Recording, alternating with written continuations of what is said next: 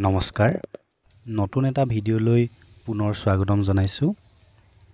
আজি মই এজোপা গছৰ তলত আছোঁ। আপোনালোকক অৱগত কৰিবলৈ লৈছোঁ যে এই গছজোপা হ'ল ধুনা গছ।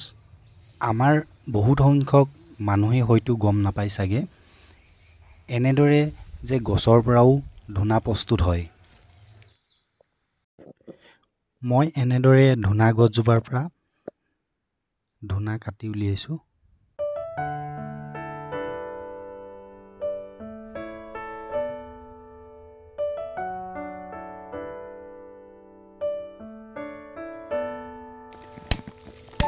এনেদৰে এই গছজোপাত এনেদৰে ছালৰ ওপৰত যদি আমি কাটি থাকোঁ তেতিয়া এটা আঠাজাতীয় তৰল পদাৰ্থ নিগৰিত হয় আৰু সেয়াই ধুনালৈ ৰূপান্তৰিত হয়। মোৰ এই ভিডিঅ'টো চাই যদি আপোনালোকে ভাল পালে তেন্তে মোৰ এই চেনেলটো ছাবস্ক্ৰাইব কৰি বেল আইকনটো দবাই দিব। ধন্যবাদ।